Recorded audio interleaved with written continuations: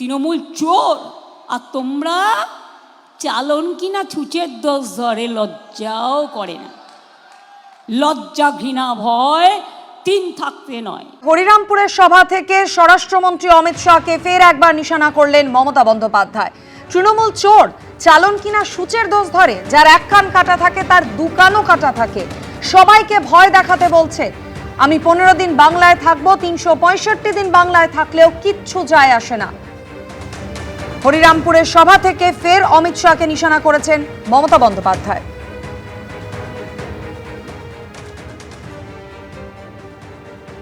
তৃণমূল চোর আর তোমরা চালন কিনা ছুঁচের দোষ ধরে, লজ্জাও করে না। লজ্জা ঘৃণা ভয় তিন থাকতে নয়। যার এক কান কাটা থাকে তার দু কান কাটার ভয় থাকে। এদের তো দুটো কানই কাটা।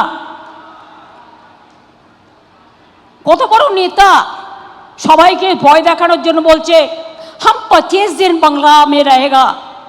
আমি বলছি তুমি 25 দিন কেন, তুমি 365 দিন থাকো, তাতেও কিছু যায় আসে না।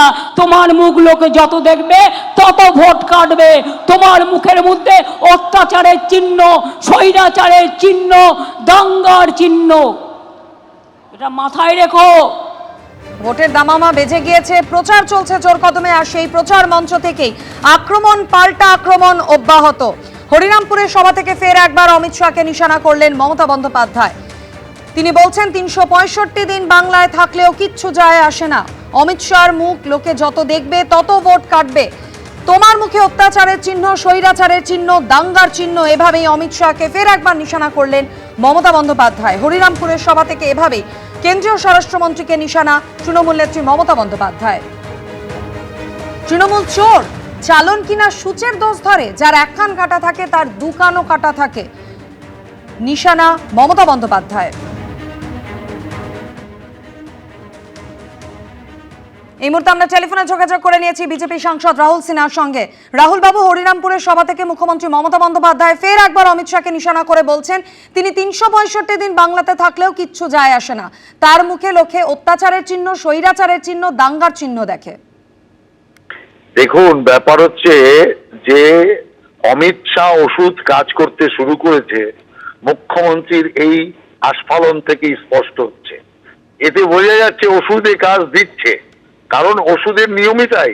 যখন ওষুধ পড়ে তখন রোগ প্রথমে একদম লাফিয়ে ওঠে, তারপর ধীরে ধীরে শান্ত হয়ে যায়। সেই কারণে এই ওষুধ যে ভালো করে কাজ করতে শুরু করেছে, বাংলা থেকে তৃণমূল কংগ্রেস যে মুছে যাবে, তৃণের মূল, ওই তৃণের মূলে গিয়েই আশ্রয় নেবে, আর এই তৃণমূল কংগ্রেস আর জাগবে না। সেই অবস্থায় যে তৈরি হয়েছে, এই ঘটনা তার প্রমাণ। সেই কারণে তৃণমূল কংগ্রেস মুক্ত বাংলা হতে চলেছে, আর বিজেপি যুক্ত বাংলা হচ্ছে। অনেক ধন্যবাদ রাহুল বাবু আমাদের সঙ্গে কথা বলার জন্য। এবিপি আনন্দ, এগিয়ে থাকে, এগিয়ে রাখে।